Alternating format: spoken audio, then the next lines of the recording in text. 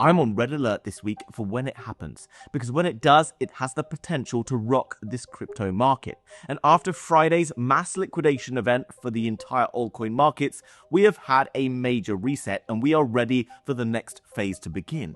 And there are 4 global events right now that are all positioning, all lining up perfectly for the next phase of this crypto bull market to begin. The gold price hitting all-time highs every single day right now is confirming what's about to happen. Trillions of dollars are ready to flow into crypto. Do me a favor, hit the like button, and let's find out what's going on. Now guys, before we dive in and find out why gold is surging and what it means for us, as well as those 4 major catalysts that are going to be finishing up within the next few days or so ahead, just a quick disclaimer. Nothing I say on this video is financial advice. Everything I say is for entertainment purposes only.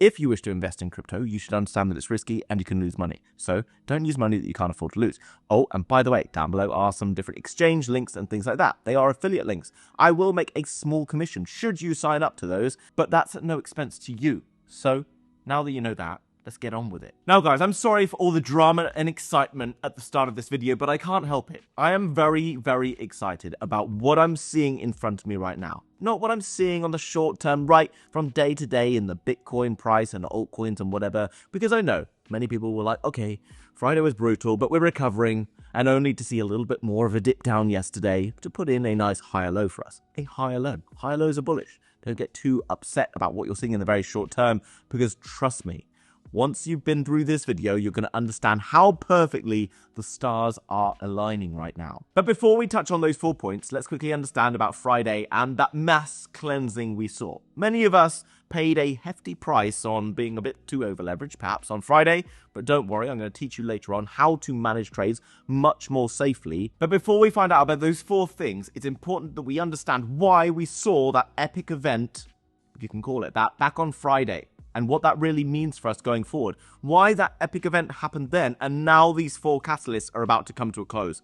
It's all been orchestrated perfectly, okay? And by understanding that the game has been played, you're going to know exactly where we're going and why I'm so pumped and excited right now. And for those of you who don't realize, what happened on Friday is this. Markets got shoved down pretty aggressively. Not just Bitcoin, but the majority of altcoins. In fact, Bitcoin didn't really get shoved down much at all. Altcoins got decimated. Some altcoins, like Sui, the blue chip project, pushed down to like $0.5, which is insane. Okay, no one thought we'd ever see prices like that again on a coin like Sui. So why was it? Well, because the market needed to cleanse itself. It needed to remove all of the retail, all of the greed from the marketplace. And as you look across to coinglass.com and go to the funding rate heat maps, you can see that it pretty much achieved its goal. When it went down on Friday, it shows how much liquidation basically went on across the market. Now, funding rates are effectively how much it costs you to borrow from an exchange when you go leveraged longs. Because on a leveraged long, I'm effectively borrowing money. When the funding rates are high, it means that everyone is leveraged. When the funding rates are super low, it means that no one is leveraged. And that's a very healthy place to begin before altcoins really heat up. Let's not say altcoin and the S word together because it gets people a little bit hot and bothered. A bit upset, but I just need to kind of hint at where this is kind of moving. Now, if you believe that that wasn't really caused by Donald Trump's tweet about tariffs, and it was basically a manipulated move from market makers, you're already in the right place because you already know that that bad thing is out the way and we're already moving towards better times, and you know probably why they did it. They did it to flush out the leverage and allow the smart money, the whales, the big dogs, whatever they want to call themselves, to be able to load up on all the coins that are going to see the most growth into the next phase. And they're all about to see lots of growth because of the 4 things that I'm about to talk about right now. So in no particular order, well, there is kind of a bit of an order, because I think the one that I'm going to talk about last is the probably most important catalyst for us all. But, stick with me. The first one, war in the Middle East. Well, why was that such a problem when we talk about global economies? Well, because war in the Middle East would have huge implications on oil prices.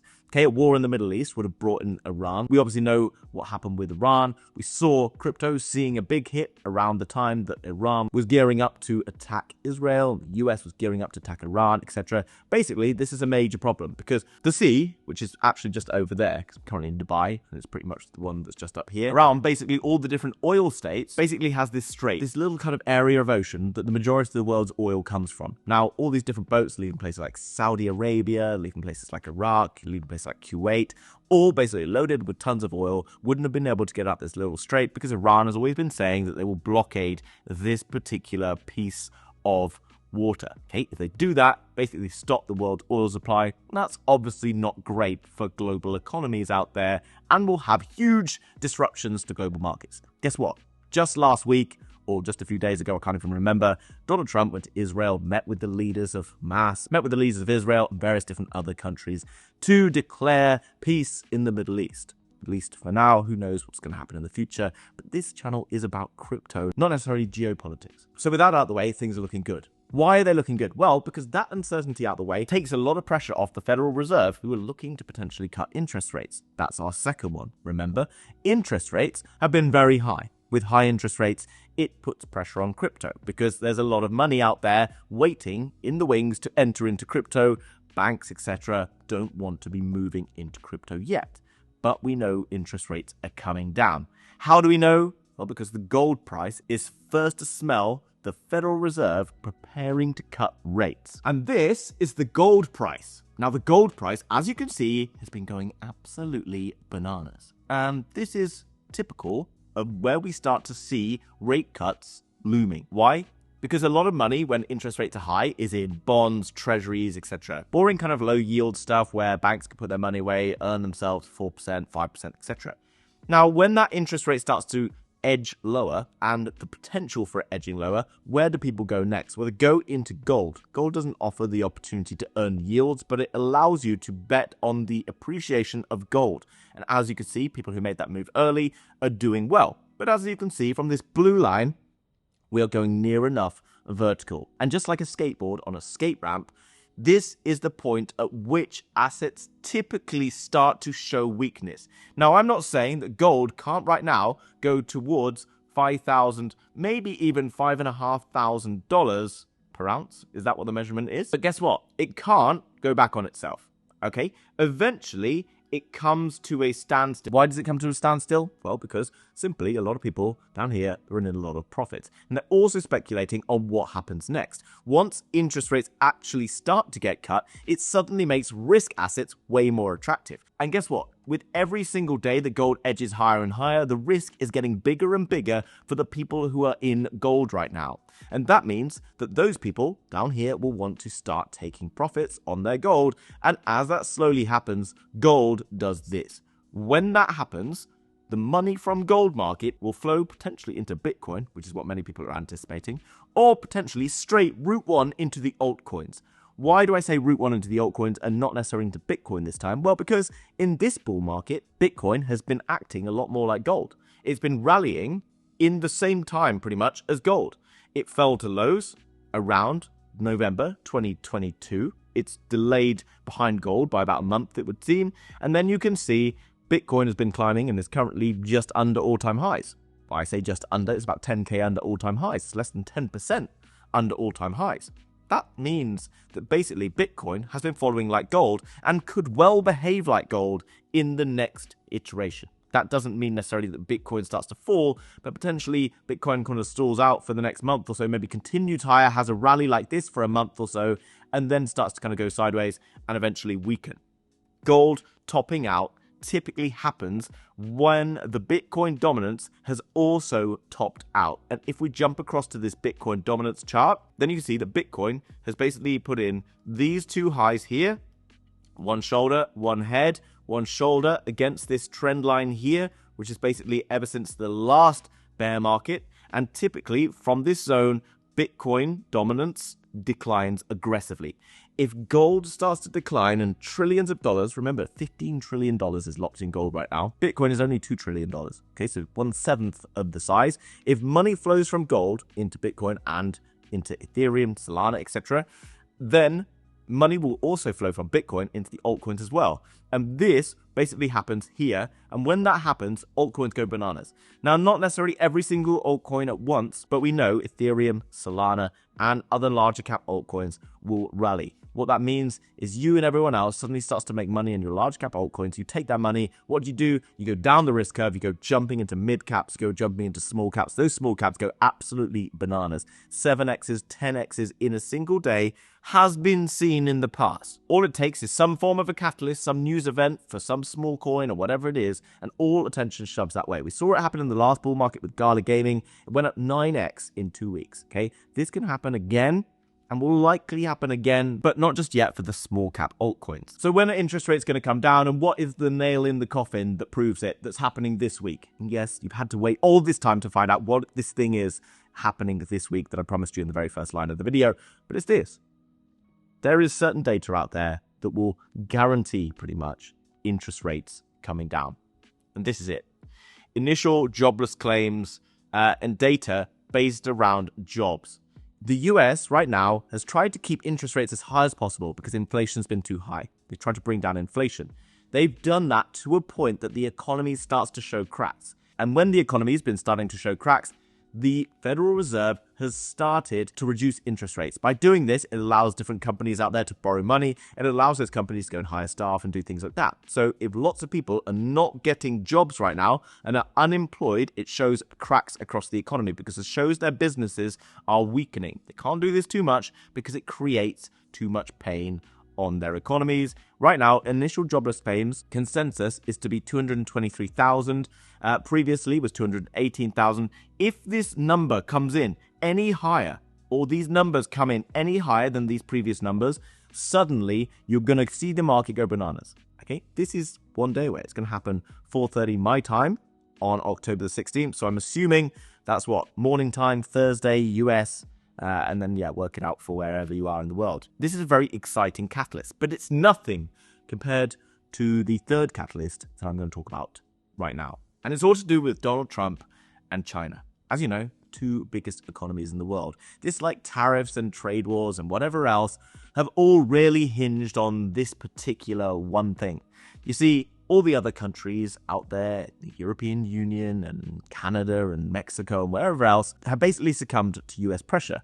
But there is one country out there that hasn't needed to succumb quite so quickly, and it's China. And they don't need to succumb to such pressure for one major reason. One, they've got a massive economy, but also, despite the fact that these countries don't like each other very much, they have to work together because one basically creates all the different products and ships them to the consumer, which is the United States, and then uses the money that they make from all this to go and buy the debt that the US has created by building its economy and all those other things. So US is a debt-based economy, and China's basically producing and buying up the debt. Yes, if you're an economics expert, there's probably other nuances down there that you can probably teach me about, but we don't have time for that. Okay, we just need to understand a little bit more about what's happening right now. So why is it such a big deal, and why is this about to shift out the way? Well, this all comes down to one major meeting that is happening in approximately the next 5 or 6 days, and is called the Plenum, which is what the CCP, or China Communist Party, or basically it's like an annual meeting from the Chinese Communist Party. And this particular plenum is called the 5th Plenum, and it's designed to identify what the Chinese government is going to do over the next 5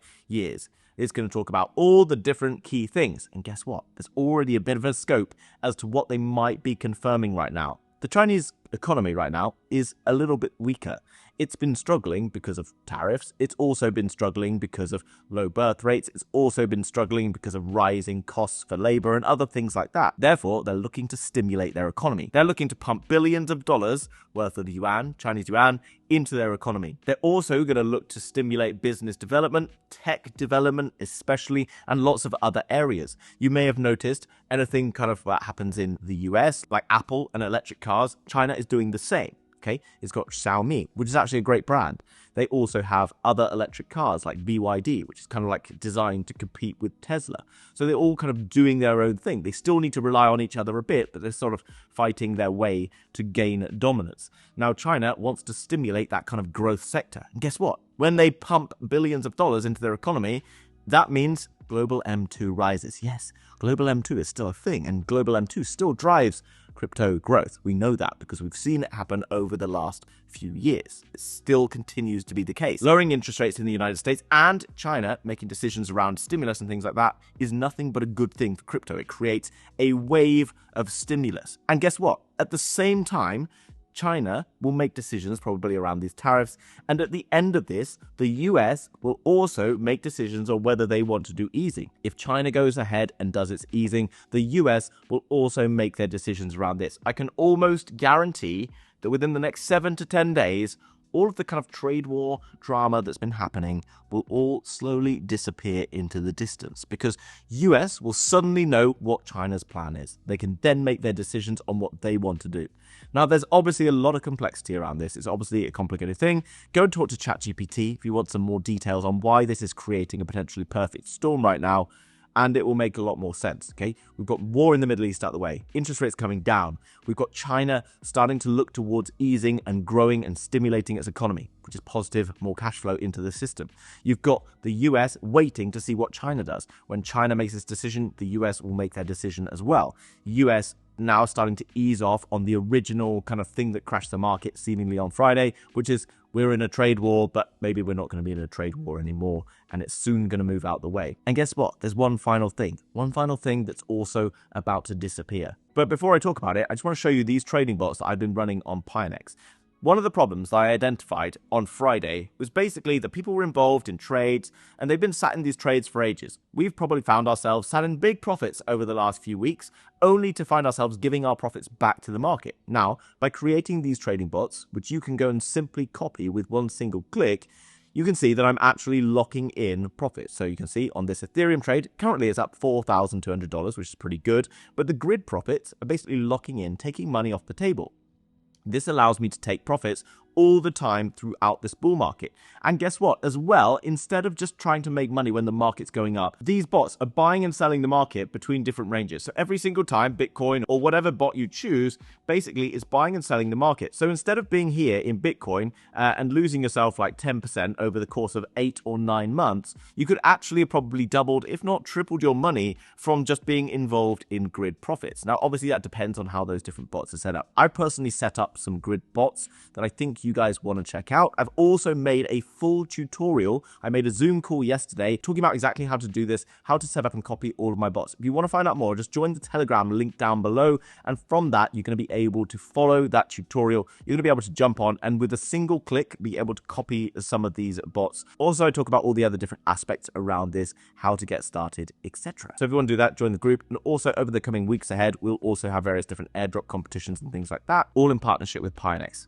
Link down below, Telegram group. See you there. So what is this final thing, the final problem that we have in front of us? Well, government lockdown in the US. Why are we seeing government lockdown in the US?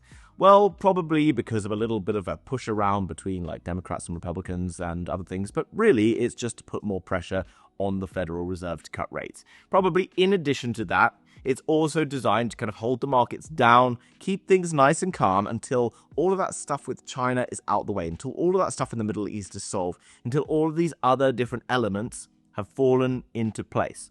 They are basically orchestrating all of this together at one key point. And the fact that the crypto market got so destroyed on Friday and Donald Trump was the guy who sent that tweet should give you a very good indication of how perfectly this has all been aligning for this very point.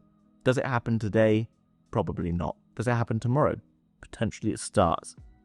But there's a very good chance that by October the 20th, October the 23rd, when that Chinese meeting is over in the wonderful city of Beijing, we are ready to start seeing some fireworks across crypto. If you've managed to be patient and calm up until now, you've done well, done better than me, because I wasn't that calm on Friday.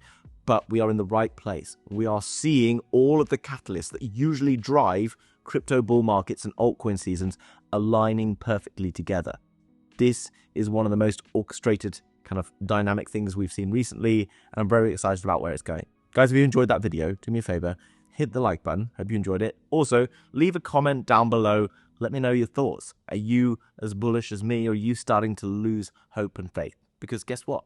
That very emotion tells us just where we are. Have a great week, guys, and I'll see you very soon in another video. Bye-bye.